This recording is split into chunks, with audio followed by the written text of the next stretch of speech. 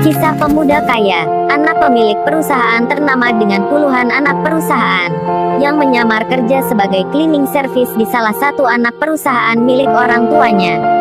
Motif dari pemuda tersebut, hanyalah untuk merasakan bagaimana kerja yang diperintah dan melelahkan itu, sekaligus ingin mengetahui kinerja dari karyawan di perusahaan tersebut. Sekedar diketahui, pemuda ini bernama Kenshi.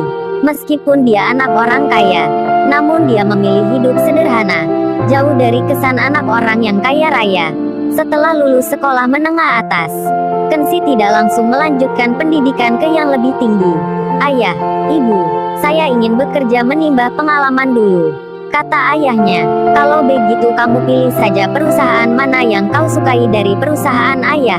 Akhirnya Kenshi pun memutuskan bekerja di salah satu perusahaan milik ayahnya tersebut. Namun ia meminta syarat pada ayahnya. "Ayah, saya bekerja tapi dengan surat lamaran kerja dan ingin bekerja sebagai cleaning service saja, dan jangan ada yang tahu kalau aku anak ayah." Mendengar hal tersebut ayahnya pun bertanya. Namun setelah mendengar beberapa alasan anaknya, akhirnya ayahnya pun menyetujuinya. 5 hari setelah itu, Kenshi masuk interview kerja sebagai cleaning service.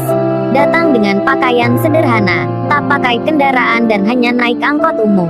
Singkatnya Kenshi diterima kerja di perusahaan tersebut, dengan gaji pertama sebesar 1,2 juta rupiah per bulan. Di hari pertama kerja, Kenshi disuruh atasannya membersihkan beberapa toilet. Kenshi pun melakukan kerja di hari pertama tersebut dengan senang hati sampai beberapa hari ke depannya. Lambat laun, Kenshi pun mulai mengenal teman-temannya dan orang-orang yang ada di sekitarnya. Di bulan kedua dari masa kerjanya, ia mulai dipindah ke bagian kantor dan HRD. Tiap pagi, Kenshi harus standby lebih awal di tempat kerja. Sebelum karyawan datang, ia pun selalu masuk di awal, karena ia juga harus membersihkan meja dan kursi-kursi dari karyawan serta menyiapkan minuman pagi, baik teh maupun kopi. Dari sinilah, ia baru mulai menemukan beberapa kendala dan masalah-masalah, karena tiap hari harus pindah kantor atas HRD. Ia pun harus menemui berbagai macam orang karakter. Tak jarang Kenshi kena omelan dari karyawan kantor, karena hanya salah jalan.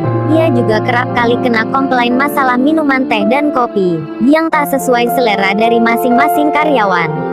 Kenshi pun dengan sabar menanggapi itu semua, dan sampai detik itu belum ada yang tahu bahwa Kenshi adalah anak pemilik perusahaan raksasa ayahnya. Bersambung, subscribe channel ini, untuk kisah lanjutannya, di episode bagian 2.